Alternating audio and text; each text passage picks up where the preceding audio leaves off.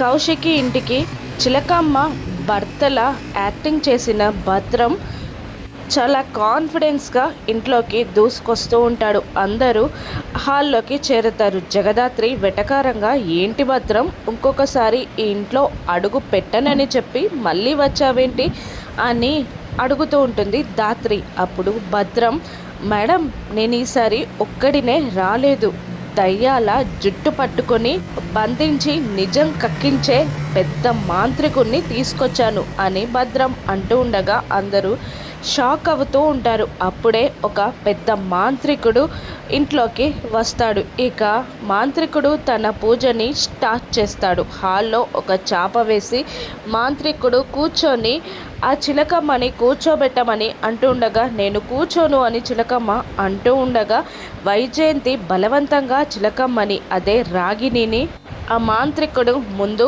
కూర్చోబెడుతుంది.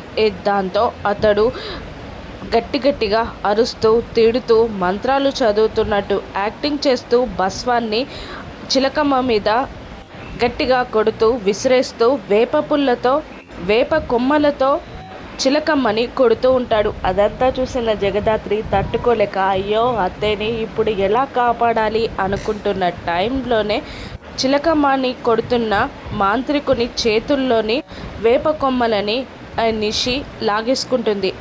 చిలకమ్మని కొట్టకుండా ఆపేస్తుంది నిషి. దాంతో వైజయంతి నిషిని ఆపేస్తూ, ఏం చేస్తున్నావమ్మి అని అడుగుతుండగా, నువ్వు కత్తయ్య అని గట్టిగా అరుస్తూ, వదిన, మామయ్య, ఈ భద్రం అసలు చిలకమ్మ భర్తే కాదు అనగానే వైజయంతి యువరాజ్ ఇద్దరు షాక్ అవ్వగా కోపంగా చూస్తూ ఉంటారు. కౌశికి, సుధాకర్ ఇద్దరు ఇంకా నిజాన్ని బయట పెడుతూ ఇలా అంటూ ఉంటుంది నిషి, అసలు ఈ భద్రం చిలకమ్మ భర్తే కాదు, చిలకమ్మని ఇంటి నుండి గెంటేయడానికి, బయటికి పంపించేయడానికి ఇదంతా అత్తయ్య వేసిన ప్లాన్, నాటకం అని అనగానే కోపంగా చంపేసేలా చూస్తూ ఉంటారు సుధాకర్, కౌశికి ఇద్దరు.